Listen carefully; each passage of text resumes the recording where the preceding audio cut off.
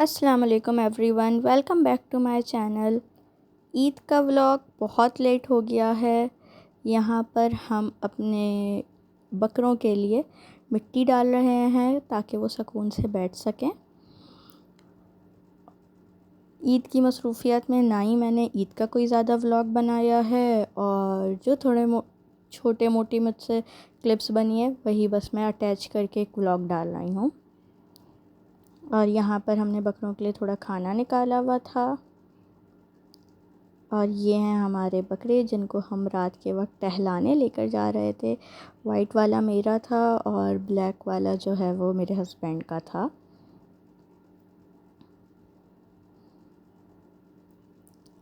और ये इनकी एक और छोटी सी प्यारी सी क्लिप फजर का नमाज के फ़ौरन बाद की है।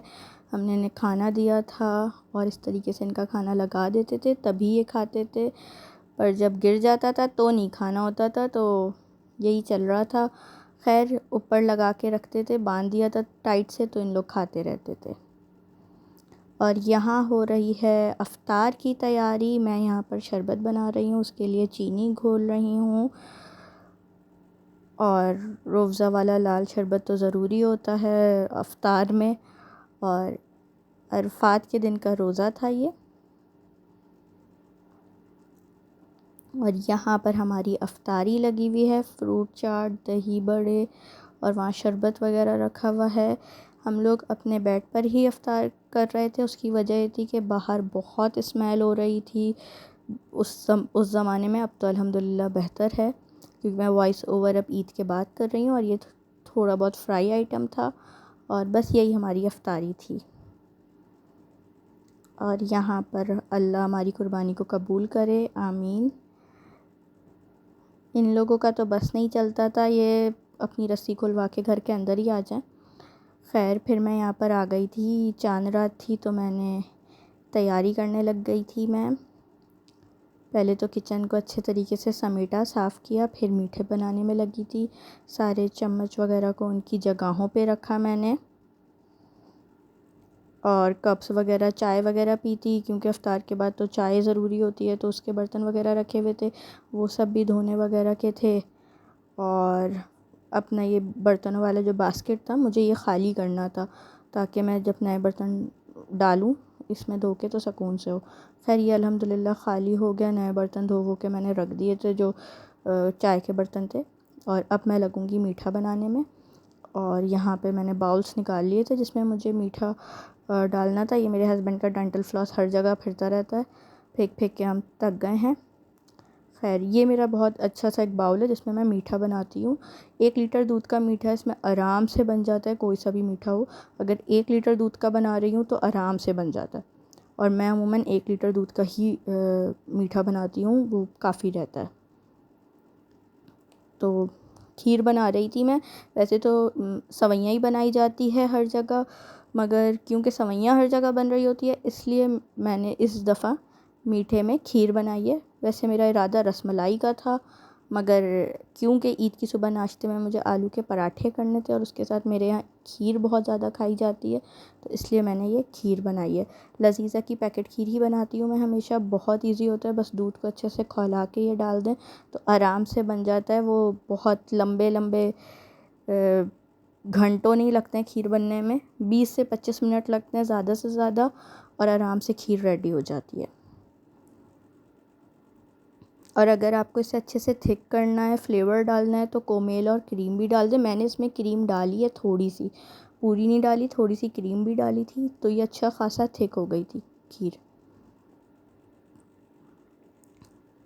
बस इसमें आइस थोड़े थोड़े टाइम में चम्मच चलाते रहे। चम्मच चलाना होता है ताकि गुठली ना बन जाए और नीचे ना लग जाए। बाकी तो सबसे इजी खीर मुझे यही लगती है बनाना, जल्दी से बन भी जाती है, टाइम भी इतना नहीं होता। इस दफ़ा मैं मेहंदी लगा नहीं पाई, मेरे हस्बैंड ने मुझे गिफ्ट किया है बास्केट में मेहंदी भी, मगर मैं इस दफ़ा मेहंदी लगा नहीं पाई, बिल्कुल भी टाइम नहीं मिला। अब मैं सोच रही हूँ मेहंदी लगाऊंगी जैसे ही टाइम मिलता है। खैर ये हमारी खीर गाढ़ी होने लग गई थी, तो इसमें अच्छी खासी देर तक चम्मच आपको चलाते ही रहना पड़ता है। और ये जब हमारी खीर बनकर तैयार हो गई, इसका कलर भी देखें ऊपर से चेंज हो जाता है, और जितने देर बनाएंगे उतनी देर, मतलब पकाएंगे अच्छे से, उतनी ये गाढ़ी होती है। और ये है कि बिल्कुल गाढ़ी भी नहीं करें, वरना जब ठंडी होती है खीर तो ख़ुद ब खुद थोड़ी और गाढ़ी हो ही जाती है। तो इसलिए खीर तो बिल्कुल गाढ़ी नहीं करें। तो न्यू लोगों के लिए है जो आजकल न्यू कुकिंग करना स्टार्ट करें, वरना पुराने लोगों को तो सबको पता ही होगा, जो लोग कुकिंग करती हैं उनको तो सबको ही पता होगा। तो ये देखें, इसके दाने भी दिखने लग गए थे, तो ये इतनी काफ़ी थी।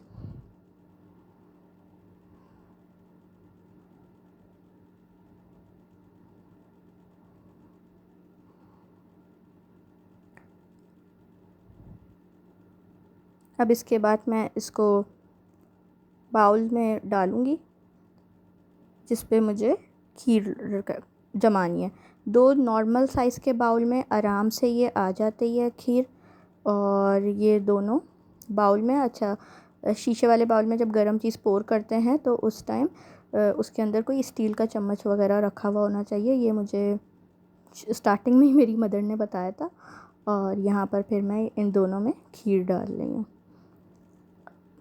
दोनों ही बाउल भर गए थे और नॉर्मल साइज़ की सर्विंग थी ये, कि आराम से 6 प्यालियाँ तो इसमें एक में से निकल गई थी। तो आराम, मतलब अच्छी खासी खीर बन गई थी।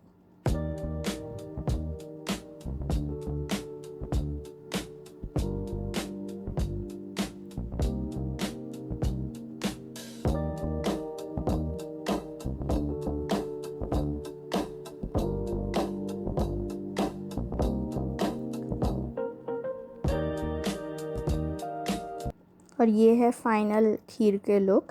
इसमें मेरे पास थे बादाम वगैरह जिसमें मैं डेकोरेट कर सकती थी, मगर इस दफ़ा ईद पे बहुत काम था, क्योंकि सबसे बड़ा काम ये था कि जानवर इस दफ़ा घर के अंदर थे। वैसे गाय होती है तो वो बाहर होती है, मगर बकरे थे तो अंदर थे।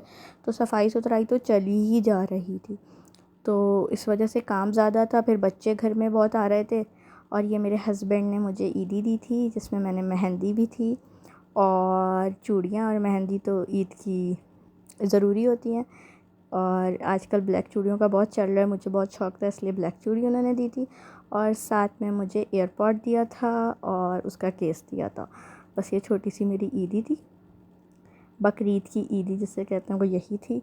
और अब मैं आप लोगों को, मेहंदी तो मैंने अभी तक नहीं लगाई है, वो मैं लगाऊंगी तो वो आपको दिखाऊंगी। बाकी अभी मैं एयरपॉड दिखाती हूँ आपको, और साथ में चूड़ियाँ भी दिखाती हूँ। तो ये एयरपॉड है, वो एयरपॉड का केस है, और यहाँ पर ये मैंने एयरपॉड को निकाल कर इसमें केस में डाल दिया। मेरे हस्बैंड के पास सेम ऐसा है ब्लैक कलर में, तो उन्होंने मेरे लिए मेहरून करवाया है। और ये मेरी चूड़ियाँ।